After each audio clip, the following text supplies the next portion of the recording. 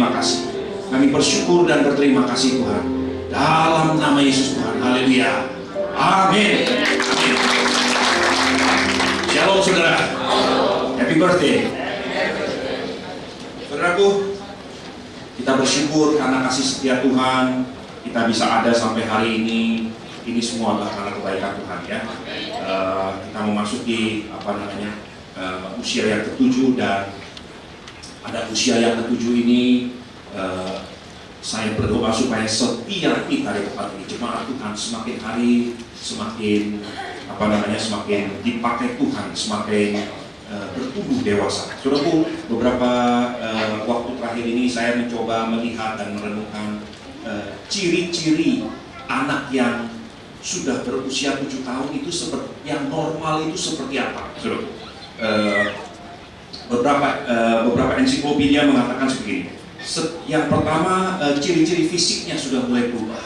Ya, secara fisik anak itu sudah bukan hanya bisa berjalan, tapi dia sudah mampu mengendalikan seluruh anggota-anggota tubuhnya dengan sempurna. Dia sudah menjadi seorang manusia yang bisa mengendalikan dirinya dengan begitu luar biasa, bisa berlari cepat dan sebagainya. Dan tubuhnya semakin besar, saudara ya. Secara tingkah laku sosial, anak ini mulai menunjukkan satu perbedaan. Dia mulai mampu menemukan atau menentukan siapa teman-teman sahabat-sahabatnya. Anak-anak umur 1, 2 tahun, 3 tahun itu bergaul dengan siapa saja. Semua orang dia bergaul. Hari ini dia berantem sama si Udin, besok dia main lagi dengan si Udin. Itu anak umur 1, 2 tahun. Tapi anak umur 7 tahun, dia sudah mulai menunjukkan social behavior yang berbeda. Dia mulai punya teman sahabat. Dia punya teman-teman yang dia kurang suka, dia mulai menjauh. Dan anak itu memang wajar untuk bisa menentukan dengan siapa dia akan bergaul.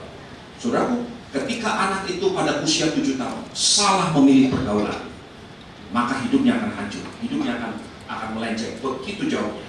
Ada beberapa di sini anak-anak yang dari Shalom, pada waktu orang tuanya mengatakan kepada saya, anak-anak ini setiap hari ditinggal orang tuanya, dan anak-anak ini bergaul dengan siapa saja di lingkungan rumah tangga. Saudaraku, yang paling mengganggu saya adalah anak-anak itu akan belajar apa dari tetangga-tetangganya yang adalah begini, begitu, dan sebagainya. Anak-anak itu akan bukan hanya melihat, tapi dia akan absorb, dia akan menampung begitu banyak apa yang dia lihat, dan itu bahaya sekali. Makanya puji Tuhan, pelayanan Gereja Shalom mereka membuka diri dan menampung anak-anak supaya anak-anak ini dididik dan mereka belajar bersahabat, bersekutu dengan orang-orang yang takut akan Tuhan. Karena social behavior anak itu mulai mampu menentukan dengan siapa dia bersahabat, dengan siapa dia akan menjauhi diri. Tapi ada hal yang lain, ada tingkah laku atau behavior kognitif. Pola pikir anak itu mulai berubah. Suruh anak itu mulai mengerti tanggung jawab. Pada waktu anak itu usia 2-3 tahun, kita kemana-mana kita bisa tenteng anak itu. Dia suka, gak suka, kita bisa tenteng. Ya, kita bisa gendong, udah kita siapin mandiin, jalan. Tapi anak 7 tahun, dia punya pilihan. Dia kepingin kemana, dia ingin apa, dia ingin lakukan apa, sehingga tidak bisa cuma sekedar digendong, dia harus bisa berjalan sendiri. Itu sebabnya anak umur 7 tahun harus mengerti satu hal, dia harus mampu untuk diajak bicara, supaya dia betul-betul menghargai perintah. Anak umur 7 tahun dan ke atas, dia harus total untuk menguasai namanya ketaatan. Tanpa hal ini, anak ini akan menjadi anak yang liar. Sebab dia akan mempunyai fisik yang semakin hari semakin kuat. Dan mungkin satu kali bisa lebih kuat daripada papanya. Nah, saudara, pada waktu anak ini tidak lagi bisa diajak bicara, tidak lagi bisa diatur dengan perkataan, maka anak ini akan menjadi liar. Tapi ada sesuatu yang menarik yang saya temukan. Anak ini, anak usia 7 tahun, dia mulai mengerti satu kata dengan memahaminya, yaitu kata hormat. Anak umur 7 tahun, kalau belum mengerti kata hormat, maka kemungkinan besar anak ini berkata. So, anak ini perlu belajar kepada siapa dia harus menghormati, kepada perkataan apa dia harus hormat. Itu betul-betul bukan cuma dimengerti arti kata hormat, tetapi dia mampu menghidupi kata hormat.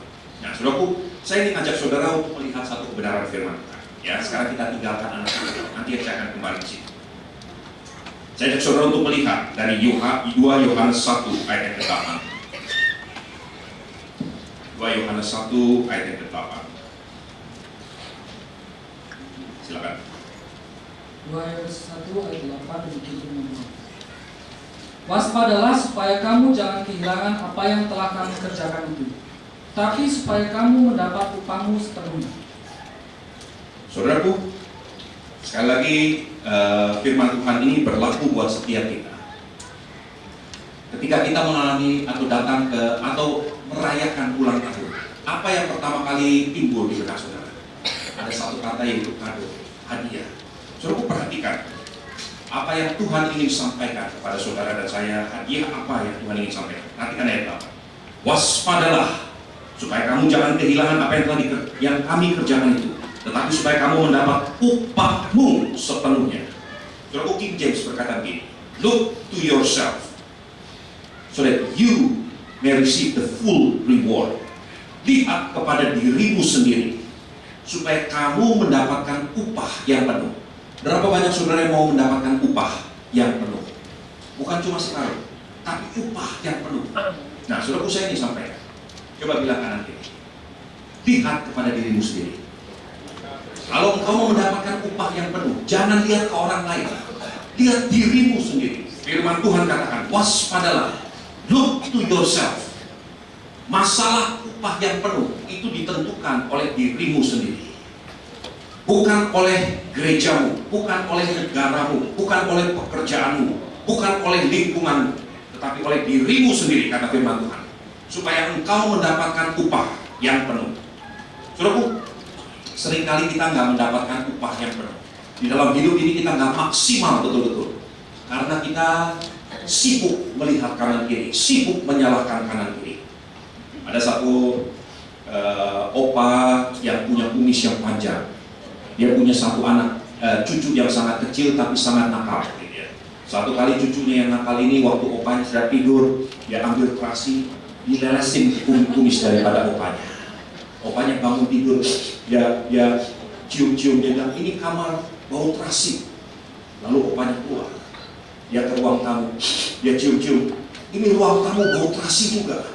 Dia ke dapur, dia cium-cium, ini dapur bau terasi. Dia bilang, ini seluruh rumah bau terasi. Dia keluar, dia mau menghirup udara segar, dia mencium, ini di luar juga bau terasi, seluruh bumi bau terasi. Sebetulnya bau terasi siapa? Dirinya sendiri, kumisnya yang bau terasi, dan dia mencium dirinya sendiri. Coba saudara lihat ke kanan kiri, kamu mencium bau yang aneh kan? Itu artinya hidung kedekatan dengan mulut. Saudara, kalau bau aneh yang kita lihat di sekeliling kita, kemungkinan besar, look to yourself, lihat kepada dirimu sendiri. So, kalau kau mau mendapatkan upah yang penuh, nah saudaraku, hari ini firman Tuhan bukan untuk tetanggamu, bukan untuk orang lain, tapi untuk diri kita sendiri. Perhatikan firman Tuhan. Tuhan katakan, firman Tuhan katakan, lihat dirimu sendiri. Kalau kau mau mendapatkan upah yang penuh, saudaraku, saya ingin ajak saudara untuk melihat Tuhan yang kita sembah, Allah yang kita sembah adalah the God of rewarder. Tuhan yang suka memberi upah. Berapa banyak saudara tahu bahwa betul-betul Tuhan itu adalah Tuhan yang suka memberi upah. Di Kejadian 15, pada waktu Tuhan menampilkan dirinya kepada Abraham, Tuhan perkenalkan dirinya kepada Abraham. Abraham dari tanah Ur Kasdim. Dia tidak mengenal siapa Tuhan Jehovah itu. Tuhan harus memperkenalkan dirinya kepada Abraham. Saudara tahu apa yang Tuhan perkenalkan kepada Abraham? Tuhan katakan gini, Abraham, akulah Allahmu, upahmu akan sangat besar. Saudara, Tuhan mengasosiasikan, menghubungkan dirinya, siapa hakikat Tuhan itu, dengan upah yang Tuhan janjikan kepada Abraham. Saudara, saya ingin sampaikan, Tuhan yang sama yang disembah oleh Abraham, oleh Ishak dan oleh Yakub, Tuhan yang sama hari ini akan berkata kepada saudara, akulah Tuhan yang rindu memberikan upah, dan upah yang Tuhan ingin berikan adalah upah yang full, upah yang sempurna, yang penuh untuk saudara dan saya. Saudara, itulah hakikat daripada Tuhan sendiri. Saudara, ada banyak anak-anak Tuhan berkata begini, oh ya, kita tahu bahwa upahmu besar di surga. Itu betul, saudara.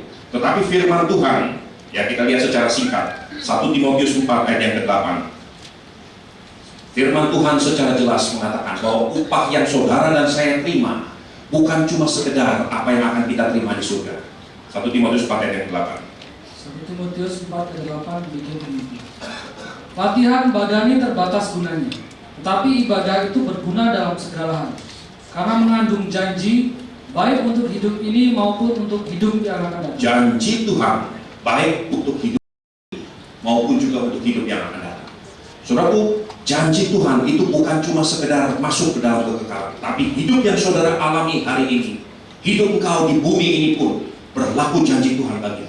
Di situ juga upah Tuhan berlaku bagi saudara dan saya. Saudara, nanti saudara kembali lihat di dalam Ibrani 11 ayat yang ke-31, orang benar itu akan menerima upah dan balasan di bumi.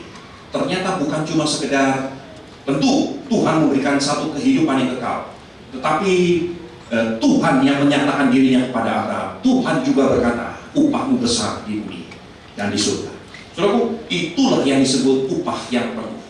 Hidupmu bukan cuma sekedar hidup yang berantakan, hidup yang kembang kempis, tapi betul-betul Tuhan ingin sampaikan, upahmu besar, baik di bumi maupun di surga. Nah, saudaraku, kenapa banyak anak-anak Tuhan tidak mengalami yang namanya upah yang penuh seperti itu? Saudaraku, saya berdoa sungguh-sungguh supaya setiap kita, saya bawa dalam doa, Tuhan, supaya setiap jemaat Tuhan di tempat ini hari ini menemukan jawaban, supaya saudara betul-betul mengalami yang namanya upah yang penuh yang Tuhan janjikan bagi saudara dan bagi gereja Tuhan. Saudaraku, saya ajak saudara secara singkat untuk melihat satu kisah yang ditulis di dalam Markus 6. Coba perhatikan ayat yang pertama sampai ayat yang kelima. Markus 6 ayat yang pertama sampai ayat yang kelima. Markus 6 ayat yang pertama demikian firman Tuhan. Kemudian Yesus berangkat dari situ dan tiba di tempat asalnya, sedang murid-muridnya mengikuti dia. Pada hari Sabat ia mulai mengajar di rumah ibadat, dan jemaat yang besar takjub ketika mendengar dia, dan mereka berkata, dari mana diperolehnya semuanya itu? Hikmat apa pulakah yang diberikan kepadanya? Dan mujizat-mujizat yang demikian bagaimanakah dapat diadakan oleh tangannya? Bukankah ia ini tukang kayu, anak Maria, saudara Yakobus, Yoses, Yudas, dan Simon? Dan bukankah saudara-saudaranya yang perempuan ada bersama kita? Lalu mereka kecewa dan menolak dia. Maka Yesus berkata kepada mereka, seorang nabi dihormati di mana-mana kecuali di tempat asalnya sendiri, di antara kaum keluarganya dan di rumahnya. Ia tidak dapat mengadakan satu mujizat pun di sana, kecuali menyembuhkan beberapa orang sakit dengan meletakkan tangannya atas mereka. Perhatikan sekali lagi ayat yang kelima. Ia atau Yesus tidak dapat mengadakan satu mujizat pun di sana, kecuali menyembuhkan beberapa orang sakit. Sekali lagi, ia tidak dapat mengadakan satu mujizat pun di sana, kecuali menyembuhkan beberapa orang sakit, dan sebagainya. Saudaraku, saya temukan hal ini aneh. Yesus adalah Tuhan yang namanya sangat kental dengan mujizat. Kemanapun Tuhan pergi, dimanapun Tuhan berada, mujizat itu mengikutinya. Selalu terjadi mujizat di mana-mana. Tuhan bahkan berkata, jika rumah ini ada Tuhan di situ, jika di dalam pernikahanmu ada Tuhan, maka di dalam pernikahan itu pun mujizat akan terjadi. Di dalam usahamu jika ada Tuhan di sana, maka di situ pun mujizat akan terjadi. Yesus ada di kota di kotanya sendiri. Nama Yesus itu sering diasosiasikan atau dikenal sebagai Jesus of Nazareth. Yesus dari Nazaret, kampung halamannya sendiri. Yang ada di Nazaret, dan di situ Alkitab berkata begini, ia tidak dapat membuat satu mujizat pun kecuali hal-hal kecil. Saudara, saya pikir mungkin ini terjemahan bahasa Indonesia keliru. Saya coba lihat beberapa terjemahan yang lain, dan semuanya persis sama seperti ini. Ia tidak dapat, dia tidak mampu, dia tidak sanggup untuk melakukan satu mujizat pun kecuali hal-hal kecil. Bagaimana mungkin Yesus yang adalah Tuhan di atas segala-galanya, Yesus yang menciptakan langit dan bumi, yang namanya begitu kental dengan mujizat, bagaimana mungkin dia tidak mampu melakukan mujizat? Saudara, coba saudara renungkan saudara. Mungkinkah di dalam hidup, bukan dia tidak mau, kalau dikatakan Yesus tidak bersedia atau Yesus tidak berkenan melakukan mujizat, saya mengerti ada kedaulatan Tuhan yang sedang dikerjakan. Tetapi Alkitab dengan jelas berkata begini, Yesus tidak sanggup. Bagaimana mungkin Yesus yang adalah Tuhan tidak sanggup melakukan mujizat? Bahkan di kotanya sendiri, di tempat dia hidup, di tempat dia selalu dibesarkan dan bergaul dengan rekan-rekannya, sebagian besar orang-orang Nazaret adalah kaum kerabat daripada Yesus, dari Yusuf maupun dari Maria. Ini tempat di mana semua keluarga besar itu kumpul. Sahabat-sahabat pada waktu Yesus kecil itu ada semua di sana. Bahkan Alkitab berkata begini, orang-orang itu berkata begini, ayat yang kedua, pada hari Sabat dia mulai mengajar di rumah ibadat, dan jemaat yang besar takjub ketika mendengar dia. Mereka berkata, dari mana diperolehnya semua itu? Hikmat yang apa pulakah yang diberikan kepadanya? Mujizat-mujizat yang demikian bagaimanakah dapat diadakan oleh tangannya? Bukankah ia ini tukang kayu, anak Maria, saudara Yakobus, Yoses, Yudas, dan Simon? Seluruh kerabat Yesus dituliskan namanya, karena mereka kenal betul siapa kerabat-kerabat Yesus. Yesus tumbuh di antara mereka. Yesus dikenal betul latar belakangnya, bibit bobotnya kenal dengan mereka. Di mana-mana Yesus melakukan mujizat besar. Bahkan Yesus membangkitkan orang mati. Yesus menyembuhkan orang tuli, membuat orang lumpuh berjalan. Tetapi justru di Nazaret, ia tidak dapat, ia tidak sanggup, bukan dia tidak mau, bukan dia tidak berkenan, dia tidak dapat melakukan mujizat. Apa yang membuat kaki dan tangan Yesus terikat sedemikian rupa sehingga mujizat besar tidak bisa dilakukan di sana, seperti di kota-kota lain, di tempat-tempat lain Yesus melakukan banyak mujizat. Kenapa di Nazaret ia tidak dapat melakukan mujizat? Perhatikan ayat yang keempat. Maka Yesus berkata, seorang nabi dihormati di mana-mana kecuali di tempat asalnya sendiri. Satu alasan yang membuat Nazaret tidak menerima upah yang penuh hari itu adalah tidak ada hormat kepada Tuhan. Nabi dihormati di mana-mana kecuali di tempat di mana dia berasal. Orang-orang Nazaret bertanya, bukankah dia ini tukang kayu? Bukankah saudaranya kita kenal betul? Bukankah latar belakangnya kita tahu semuanya apa yang Yesus lakukan? Tidak pernah ada hormat yang keluar dari mulut dan dari hati mereka terhadap Yesus. Saudaraku, saya ingin sampaikan, gereja Tuhan, kalau saudara ingin menerima upah yang penuh, saudara mutlak harus belajar mengerti apa itu hormat kepada Tuhan. Ketika gereja gagal memberikan hormat kepada Tuhan dengan segenap hatimu, engkau tidak akan pernah menerima upah yang penuh. Perhatikan sekali lagi, saya ingin sampaikan, gereja Tuhan gagal mengerti dan memahami, menghidupi, menghormati Tuhan dengan benar, maka gereja Tuhan tidak akan pernah menerima upah yang penuh.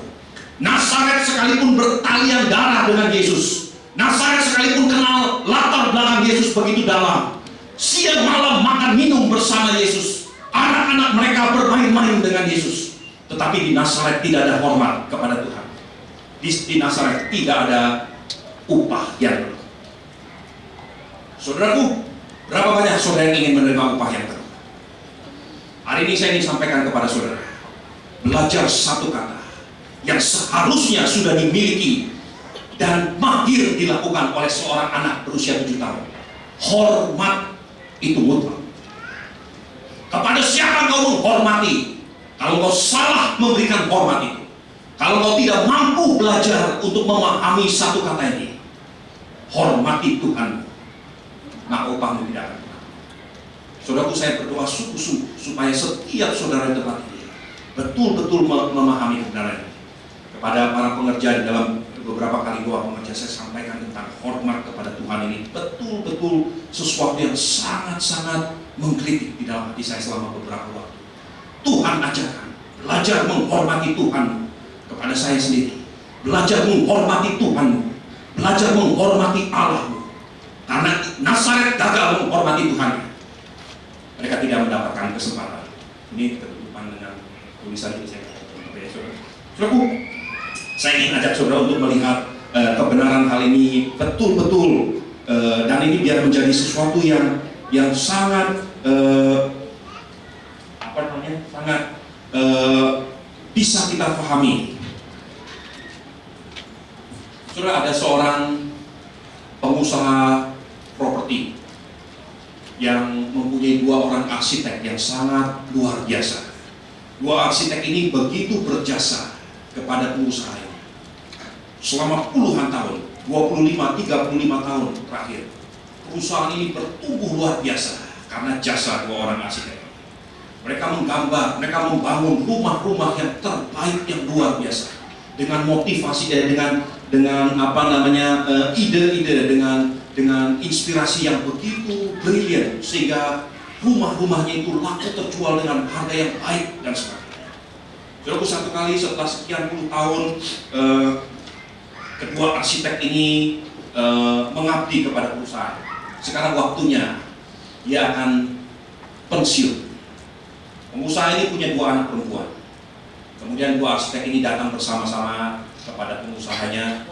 Si bos, dia katakan, "Bos, kami sudah sekian puluh tahun mengabdi, sekarang waktunya kami mau pensiun. Kami mau beristirahat, mau bersama-sama dengan istri dan anak-anak." Lalu bosnya ini berkata begini, "Oke, ini gajimu, ini upahmu, ini bonus-bonus selama kalian bekerja. Wah, luar biasa. Dua-duanya mendapat upah yang begitu luar biasa." Bosnya berkata begini, "Tapi ada satu permintaan terakhir sebelum kalian pensiun. Kalian tahu saya punya 2 anak perempuan. Saya ingin menghadiahi 2 anak saya ini dengan satu rumah yang terbaik. Sekarang masing-masing kalian buatkan satu rumah dengan segala-galanya yang terbaik, dengan bahan baku yang terbaik, dengan ide-ide yang terbaik. Apapun yang kalian butuhkan, saya siapkan." Diberikan 2 bidang tanah, kemudian 2 orang ini pergi dan mulai mengerjakan. Sebut saja si A dan si B. Si A mulai berpikir, "Puluhan tahun saya bekerja, begitu lama saya mengabdi, menghasilkan keuntungan besar buat Tuhan. Sekarang waktunya saya mau pensiun, masih diminta untuk membuat sesuatu yang baru." Jadi dia ingin cepat menyelesaikannya. Dia lakukan dengan secepat kilat. Dia ingin lakukan, ya pokoknya asal saya ikuti aja maunya tuannya. Dia buat rumah dengan sebisa yang dia buat. Cukup baik, tapi ya mediocre, sederhana, rata-rata saja semuanya. Dia pikir, yang penting saya selesai. Lalu si B berpikir dalam hatinya, "Ini kesempatan terakhir saya memberikan hormat kepada tuan saya. Saya ingin lakukan yang terbaik buat tuan saya." Dia cari bahan baku yang terbaik, marmer granit yang terbaik yang dia pakai, semua model-model yang terbaik yang pernah dia lakukan seumur hidupnya. Inilah yang dia lakukan saat ini. Dia yang luar biasa. Singkat cerita, dua-duanya selesai. Dua-duanya datang kepada bosnya. Dia katakan, "Ini bos, kunci rumah yang Tuhan minta sekarang sudah selesai." Bosnya terima dan bosnya kembalikan kepada dia. Bosnya katakan, "Ini upah buat kalian. Kalian adalah anak-anak. Kalian adalah orang-orang yang kuanggap sebagai anak. Ini adalah hasil karya kalian terakhir. Ini adalah bukti penghormatan kalian terakhir. Dengan penghormatan yang sama, aku akan menghormatimu." Dikembalikan kepada mereka. Sudah melihat 2 hal ini? Bukankah Tuhan bisa melakukan hal yang sama? Apa yang kau lakukan, penghormatanmu kepada Tuhan Allahmu akan dikembalikan kepadamu. Engkau ingin melihat hormat yang penuh, upah yang penuh yang Tuhan berikan kepadamu. Mulai hari ini belajar hormati Tuhan Allahmu dengan sepenuh hati. Kalau saudara betul-betul belajar menghormati Tuhan Allahmu dengan sepenuh hati, saudara akan melihat hidupmu yang namanya upah bagi orang benar itu betul-betul seperti yang 2 Yohanes katakan, upah yang penuh akan menjadi bagian. Hanya sekedar karena kita menghormati siapa Tuhan itu, karena dia layak menerima hormat sedemikian rupa, tanpa dipaksa, tanpa digubris, tanpa didorong, saudara akan menghormati Tuhan Allahmu dengan segenap hatimu. Dan itulah yang Tuhan katakan hari ini. Kalau engkau berani belajar menghormatiku dengan segenap hatimu, maka hidupmu, upahmu akan penuh. Saudara, tergantung saudara. Hari ini sebagai hamba Tuhan saya ingin sampaikan, it's up to you. Saudara tentukan berapa upah yang saudara mau terima dari Tuhan. Kalau saudara ingin rindu menerima upah yang penuh, hormati Tuhan Allah di atas segala-galanya. Maka kau akan melihat Tuhan akan menghormati. Sekali lagi, Kalau kau belajar menghormati Tuhan Allahmu di atas segala-galanya, kau akan melihat dan kau akan tercengang-cengang. Mazmur 126 berkata begini, pada waktu Tuhan pulihkan keadaan Sion, keadaanmu seperti orang bermimpi, mulutmu akan tertawa-tawa, kau akan melihat bagaimana Tuhan Allahmu menghormatimu. Saudaraku, saya ingin sampaikan, begitu banyak kesaksian yang saya alami dalam hidup saya. Hanya perkara kecil kadang-kadang, perkara sederhana, tetapi membuat saya belajar mengerti bahwa Tuhan itu peduli kepada umatnya. Tuhan peduli kepada anak-anaknya. Saudaraku, saya punya anak. Kalau anak saya kelaparan, dengan segala macam cara saya akan berikan sesuatu untuk memberi kepada anak-anak saya. Bapak itu jauh lebih baik daripada bapak di bumi kepada anak-anaknya. Tuhan tahu bagaimana caranya membuat engkau tercengang-cengang. Saudaraku, ada beberapa hal yang saya alami dalam hidup saya. Saya betul-betul tercengang-cengang melihat betapa luar biasanya Tuhan memberkati umatnya. Saudaraku, belajar hormati Tuhan, belajar hormati Allah. Saudaraku, saya ingin ajak saudara untuk melihat lebih jauh lagi. Sekarang saya ingin ajak saudara untuk melihat satu kebenaran ini. Seringkali kita melihat atau berpikir hormat kepada Tuhan itu keluar dari bibir kita. Yesaya 29 ayat 13 berkata begini, umat ini menghormatiku dengan bibirnya, dengan perkataannya, tetapi hatinya menjauh daripada. Saudara, saya apa yang sebetulnya firman Tuhan katakan, hormat kepada Tuhan itu berasal dari dasar hatimu sendiri. Kalau hatimu menghormati Tuhan, bibirmu pasti menghormati Tuhan, pikiranmu pasti menghormati Tuhan. Semua dimulai dari dasar hatimu. Tubuhmu pasti akan menghormati Tuhan. Lalu ada orang-orang, saya ingin sampaikan, saya berharap mulai hari ini tidak ada lagi yang seperti itu. Di tempat ibadah cekikikan, tulis note ke kanan kiri, mulai bicara ini itu, lakukan begini begitu. Oh, ngantuk begini. Saudaraku, saya ingin sampaikan, mungkinkah saudara lakukan seperti itu di hadapan seorang presiden atau di hadapan seorang raja? Yang saudara hadapi adalah Tuhan di atas segala-galanya, yang mampu mengangkat raja-raja dan menurunkan raja-raja, yang mampu menghidupkan bahkan orang mati sekalipun. Bisakah saudara menghormati Tuhan dengan sedemikian rupa? Saudaraku, kalau saudara pernah melihat film daripada Eric Liddell yang ditayangkan di banyak movie berjudul Chariot of Fire. Pada waktu Eric Liddell mulai menolak untuk ikut ambil bagian dalam Olimpiade di Paris tahun 1924. Saudaraku, dia mengorbankan satu kesempatan yang begitu luar biasanya. Hanya karena itu terjadi pada hari Sabat. Dia tidak ingin menggagalkan waktu untuk ibadah bagi Tuhannya. Saudaraku, ada seorang datang kepada Eric Liddell. Dia katakan pada waktu Eric Liddell hanya ambil bagian di perempat final. Orang itu mengambil satu kertas dan dia berikan kepada Eric Liddell. Dia buka kertas itu, dia berkata begini, kepada orang yang menghormatiku akan kutunjukkan hormatku kepadamu. Saudaraku, Eric Liddell berlari dengan menggenggam janji firman Tuhan itu. Dia keluar sampai hari ini. Mungkin sudah nggak pernah mendengar siapa yang berhasil menang di Olimpiade 1924 di Paris. Tapi kita semua mendengar tentang Eric Liddell.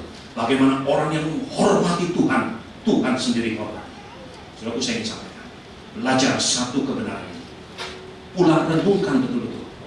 Adakah hidupku, hatiku, pikiranku betul-betul menghormati Tuhan? Sebab jika aku menghormati Tuhan, maka sesuai firman Tuhan, upahku akan penuh. Aku akan menerima upah yang penuh. Ini firman Tuhan. Dan firman Tuhan inilah yang menjadi perenungan kita. Saudara, saya ingin ajak saudara untuk melihat satu hal lain. Kita lihat di dalam Lukas 5. Lukas 5, perhatikan mulai ayat 17. Terus kita lihat beberapa ayat. Lukas 5, perhatikan mulai ayat 17. Silakan. Lukas 5 ayat 17, demikian firman Tuhan. Pada suatu hari ketika Yesus mengajar, ada beberapa orang Farisi dan ahli Taurat duduk mendengarkannya. Mereka datang dari semua desa di Galilea dan Yudea dan dari Yerusalem. Kuasa Tuhan menyertai dia, sehingga ia dapat menyembuhkan orang sakit. Berarti sebentar, saudaraku, nanti saudara lihat seluruhnya. daripada Lukas 5 ayat yang 17 terus sampai ayat yang ke-26 dan sebagainya. Tapi karena waktu yang sangat singkat, saya ingin ajak saudara untuk memperhatikan bagian terakhir dari ayat 17. Saya akan sekali lagi baca ayat 17. Pada suatu hari, ketika Yesus mengajar, ada beberapa orang Farisi dan ahli Taurat duduk mendengarkannya. Yesus sedang memimpin satu seminar hamba-hamba Tuhan. Seminar kepada semua ahli-ahli Taurat, orang-orang Farisi, orang-orang agamawi yang hebat-hebat, yang memimpin jemaat-jemaat Tuhan. Ini bukan kepada orang-orang biasa, orang-orang rohaniawan yang luar biasa. Perhatikan apa yang dikatakan oleh firman Tuhan. Mereka datang dari semua desa di Galilea dan Yudea dan dari Yerusalem. Perhatikan bagian terakhir.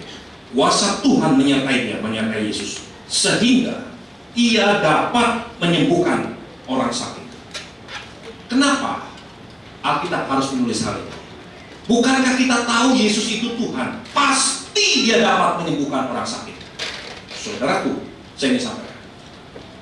Ketika saya coba perhatikan apa yang sebetulnya Alkitab sampaikan, kuasa Tuhan menyertai Yesus sehingga ia dapat menyembuhkan orang sakit. Sebetulnya yang firman Tuhan sampaikan begini, Kairos Tuhan turun hari itu.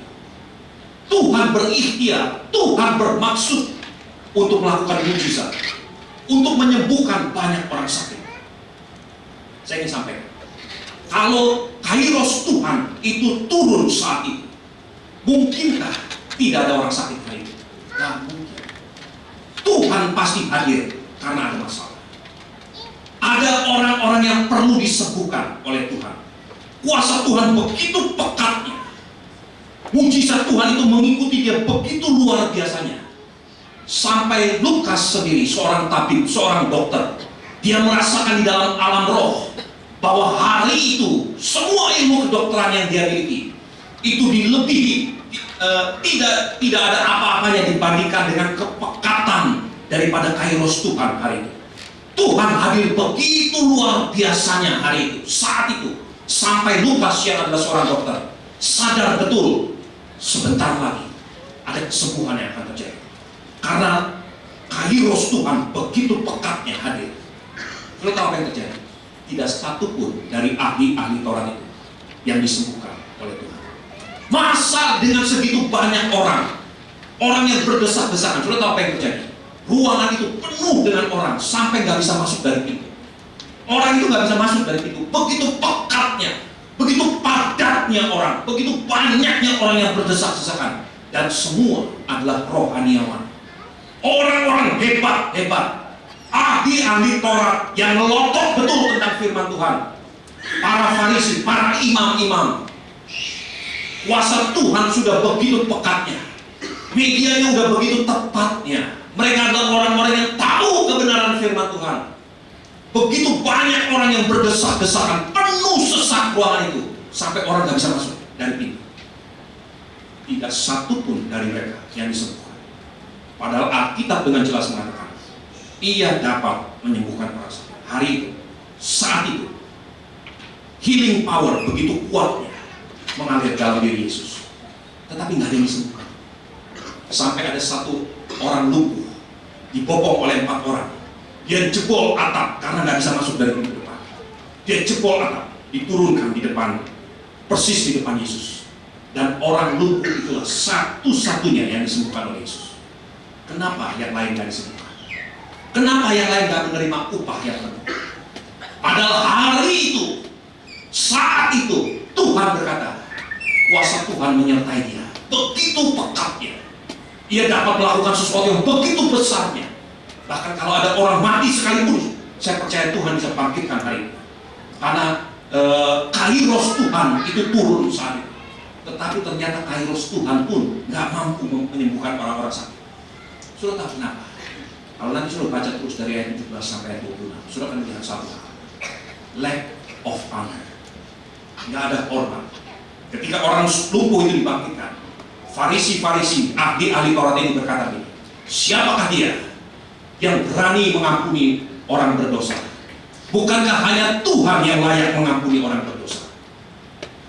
Saudaraku, tidak ada hormat dari mulut mereka. karena hati mereka tidak punya hormat kepada Tuhan. Itu alasan kenapa hari itu sekalipun Alkitab dengan jelas mengatakan Kairos Tuhan turun, Kairos Tuhan sedang bekerja luar biasa, tidak seorang pun mendapatkan upah yang penuh. Saudaraku, saya berdoa, sungguh-sungguh saya berdoa supaya setiap saudara di tempat ini, satu kali semua kita akan berpisah. Entah saudara pulang duluan, saya pulang duluan, tapi semua kita akan kembali ke rumah Bapa. Saya berdoa supaya setiap pribadi di tempat ini betul-betul menerima upah yang penuh dari Tuhan. Alasannya sama, jawabannya sama. Hormati Allah. Hormati. Kalau kau menghormati Tuhanmu dengan benar, firman Tuhan pasti akan membela dirinya sendiri. Engkau akan menerima upah itu. Ahli-ahli Taurat, orang-orang hebat, orang-orang yang kenal, mengerti firman Tuhan dengan luar biasa, tidak satu pun menerima upah yang penuh. Hanya karena satu hal, tidak ada hormat kepada Tuhan. Saudaraku, adakah kau menghormati Tuhan? Adakah hatimu menghormati Tuhan? Kalau kau betul-betul menghormati Tuhanmu, upahmu pasti penuh. Itu janji Tuhan. Nah, saudaraku, saya ingin ajak saudara untuk melihat hal yang berikutnya. Dan ini membuat saya semakin tergelitik. Coba lihat dari Matius 8. Coba baca ayat yang kelima sampai ayat yang 10. Matius 8 ayat yang kelima sampai ayat yang 10. Matius 8 ayat kelima dan kelima. Ketika Yesus masuk ke Kapernaum, datanglah seorang perwira mendapatkan dia dan memohon kepadanya, "Tuan, hambaku terbaring di rumah karena sakit lumpuh, dan ia sangat menderita." Yesus berkata kepadanya, "Aku akan datang menyembuhkannya." Tetapi jawab perwira itu kepadanya, "Tuan, aku tidak layak menerima Tuan di dalam rumahku. Katakan saja sepatah kata, maka hambaku itu akan sembuh. Sebab aku sendiri seorang bawahan, dan di bawahku ada pula prajurit. Jika aku berkata kepada salah seorang prajurit itu, 'Pergi,' maka ia pergi. Dan kepada seorang lagi, 'Datang,' maka ia datang. Ataupun kepada hambaku, 'Kerjakanlah ini,' maka ia mengerjakannya." Setelah Yesus mendengar hal itu, heranlah ia dan berkata kepada mereka yang mengikutinya, "Aku berkata kepadamu, sesungguhnya iman sebesar ini tidak pernah aku jumpai pada seorang pun di antara orang Israel." Saudaraku, ada seorang perwira yang cukup tinggi jabatannya, seorang perwira Kapernaum. Saudara perlu tahu latar belakangnya. Perwira Kapernaum ini adalah seorang tentara yang jabatannya cukup tinggi di dalam susunan militer daripada tentara Romawi. Romawi saat itu menjajah banyak negara, termasuk Yerusalem, Yudea, Samaria. Itu semua ada di bawah jajahannya tentara Romawi. Tentara yang punya pangkat cukup tinggi dari Kapernaum ini, satu kali dia mengenal, dia sudah mendengar tentang Yesus. Dia datang kepada Yesus. Dari perkataan yang dia sampaikan, saya bisa bayangkan sikapnya. Dia datang kepada Yesus. Kemungkinan dia akan datang kepada Yesus begini. Dia akan menundukkan diri kepada Tuhan. Dan dia berkata, "Tuhan, hambaku sakit. Aku datang kepadamu bukan untuk diriku sendiri, untuk seorang pembantu yang ada di rumah. Sembuhkan dia kiranya Tuhan." Tuhan berkata, "Aku mau datang kepada dia." Karena Tuhan melihat sikapnya yang penuh hormat kepada Tuhan. Perwira ini langsung berdiri dan dia berkata, "Jangan. Aku ini perwira. Di atasku ada jenderal besar. Di bawahku ada prajurit-prajurit yang begitu banyak. Jadi ada nomor 1, nomor 2, nomor 3. Dia menempatkan dirinya di nomor 2. Ada jenderal nomor 1, ada perwira nomor 2, ada semua prajurit-prajurit di bawah.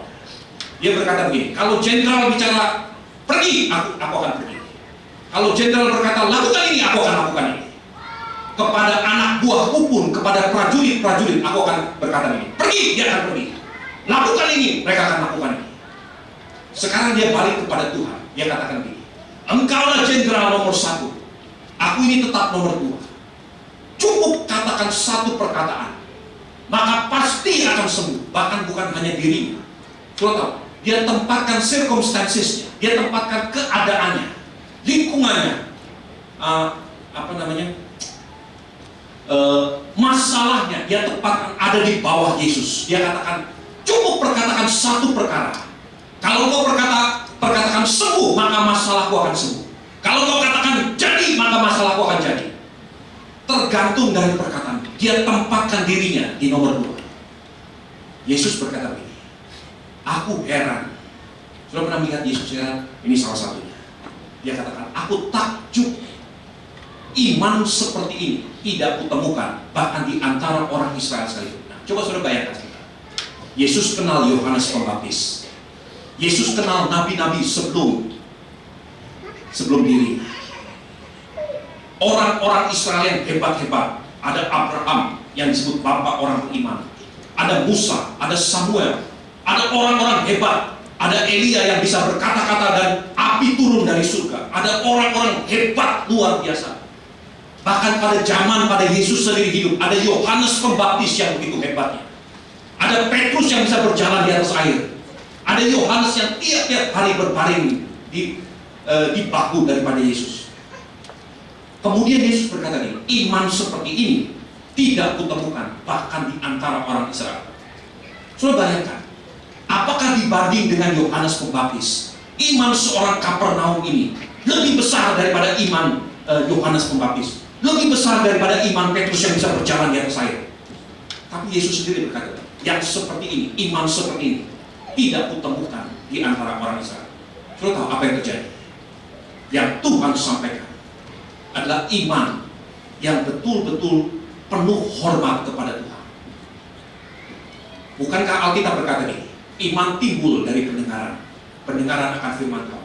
Orang Israel, orang Kapernaum ini, saya percaya dengan sungguh-sungguh, dibanding dengan Petrus, dibanding dengan Yohanes, dibanding dengan Yohanes Pembaptis sekalipun, dia terlalu sedikit mendengar firman Tuhan dari mulut Yesus.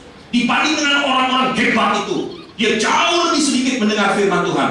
Tetapi Yesus berkata, iman seperti ini tidak kutemukan di antara orang Israel.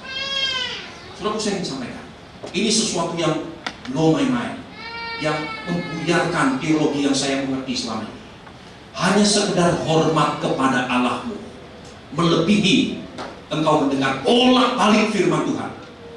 Sekali lagi saya ingin sampaikan, hanya sekedar memberikan hormat kepada Tuhan Allahmu itu jauh melebihi bolak-balik kau keluar masuk gereja. Hormati Tuhan, hormati Allah. Kalau gereja ini menjadi gereja yang menghormati Tuhan Allah kita, saya percaya betul-betul upahmu pasti penuh. Bahkan di hadapan Tuhan, Tuhan sendiri katakan, iman seperti ini bahkan lebih besar daripada iman Yohanes Pembaptis sekalipun. Kepada Yohanes Pembaptis Yesus berkata ini, di antara semua yang lahir dari wanita, tidak kutemukan orang sebesar Yohanes Pembaptis. Tetapi iman perwira Kapernaum lebih besar daripada iman Yohanes Pembaptis sekalipun. Hanya karena dia tahu hormat kepada Tuhan. Tuhan gak perlu datang, aku gak layak menerima Tuhan. Cukup satu kata, karena begitu hormatnya dia kepada Tuhan. Cukup just one word, that's enough. Hanya satu kata aja, dan pembantu akan sembuh. Saudaraku, saya nggak tahu bagaimana saya harus tekankan betapa pentingnya gereja belajar satu kata ini, hormat. Hormat. Ketika kau berusia 7 tahun, kalau kau belum mampu mengerti kata hormat, saudara akan gagal. Saudaraku, saya ingin masuk ke dalam aplikasi. Oh, saya menghormati Tuhan. Saya datang ke gereja, saya duduk manis, saya duduk diam. Saya lakukan semua untuk hormat kepada Tuhan. Hari ini saya ingin masuk ke jawaban. Kita lihat aplikasi. Lukas 13 ayat 35. Sejak cepat.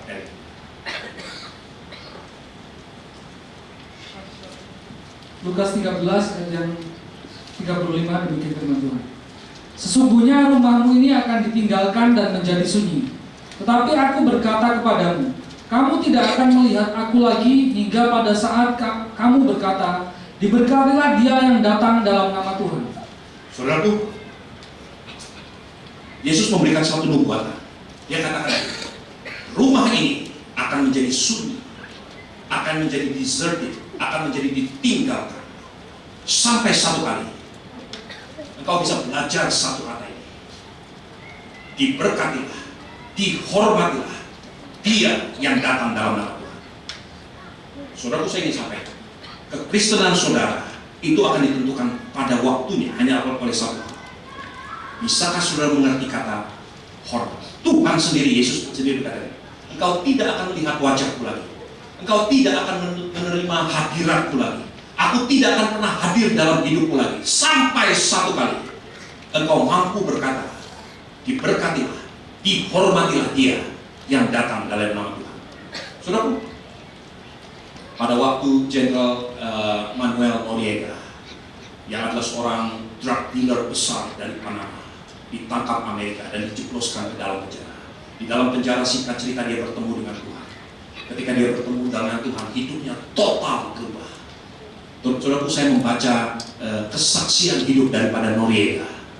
Dari mana saya bisa belajar dan bisa tahu persis bahwa dia sudah bertemu dengan Tuhan? Dari hormatnya kepada Tuhan. Satu kali seorang hamba Tuhan, Louis Palau, datang kepada Noriega. Jenderal, dia katakan, saya ingin bertanya, kalau satu kali nanti jenderal keluar, apa yang akan jenderal kerjakan? Noriega berdiri dan berkata, hamba Tuhan, dengar, dulu saya adalah jenderal di Panama.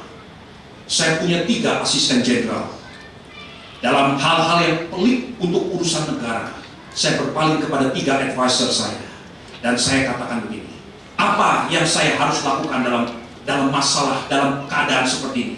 Sudah tahu, 3 jenderal daripada Noriega berkata begini, Jenderal Noriega, kami ada di tempat ini untuk menerima perintah dari jenderal, bukan untuk memberi perintah, bukan untuk memberi masukan kepada jenderal. Kami menunggu perintah daripada jenderal. Noriega kembali kepada Louis Palau dan dia berkata begini, aku sudah menemukan the real general, aku sudah menemukan jenderal yang sejati. Kalau nanti aku keluar, aku akan berikan hormat kepada jenderal dan biar dia memberitahu apa yang harus aku lakukan. I absolutely have no plan. Aku nggak punya rencana. Tuhanku yang adalah jenderalku, dia akan mengatur hidupku. Saudaraku, saya percaya betul waktu saya baca artikel ini, Noriega sudah bertemu dengan Tuhan karena dia memberikan hormatnya kepada Tuhan. Saudaraku, Yesus berkata begini, kamu tidak akan melihat wajahku lagi sampai kamu mampu mengerti satu perkataan ini. Dihormatilah, diberkatilah dia yang datang dalam nama. Berhari-hari saya renungkan ini. Siapakah dia yang datang dalam nama?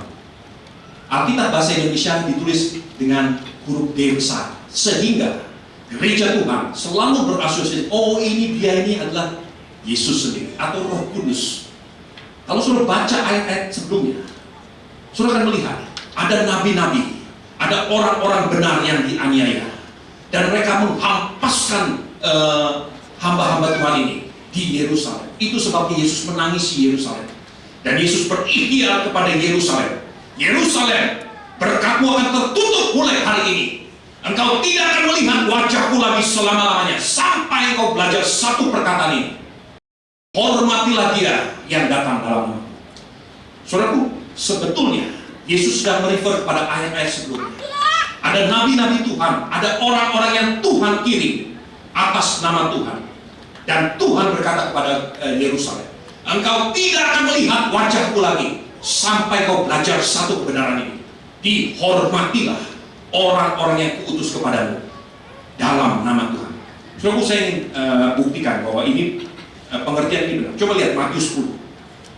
Perhatikan ayat 40 sampai 42. Matius mengulangi kembali apa yang Lukas katakan tadi. Matius 10 ayat 40 sampai 42. Matius 10 ayat 40 demikian firman Tuhan. Barang siapa menyambut kamu, ia menyambut aku. Dan barang siapa menyambut aku, ia menyambut dia yang mengutus aku. Barang siapa menyambut kamu, ia menyambut aku. Barang siapa menyambut aku, dia menyambut dia yang mengutus aku. Tuhan buat 3 step. Bapa mengutus Yesus, Yesus mengutus hamba-hambanya. Yang menyambut hamba-hambanya telah menyambut Yesus. Dan yang menyambut Yesus telah menyambut Bapa. Teruskan. Ayat 41.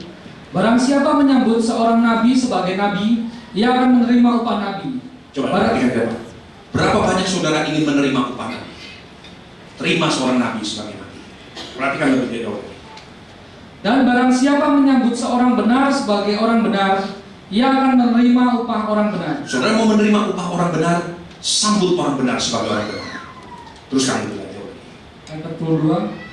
Dan barang siapa memberi air sejuk secangkir saja pun kepada salah seorang yang kecil ini, karena ia muridku, aku berkata kepadamu, sesungguhnya ia tidak akan kehilangan upahnya daripadanya. Coba lihat, perhatikan di depan. Ada 3 golongan manusia yang setiap kita di tempat ini akan memiliki 3 golongan ini. Ada golongan nabi-nabi atau orang-orang yang punya otoritas di atas kita. Ada golongan orang-orang benar yang sejajar dengan kita. Ada golongan anak-anak yang mungkin boleh dikatakan yang Tuhan tempatkan di bawah kita, di bawah otoritas kita. Setiap kita di tempat ini punya 3 golongan ini. Ada orang-orang tertentu yang Tuhan tempatkan punya otoritas di atas kita. Ada orang-orang lain yang sejajar dengan kita. Ada orang-orang yang Tuhan tempatkan di bawah otoritas kita. Dan Tuhan katakan, barang siapa menyambut mereka, dia menyambut aku.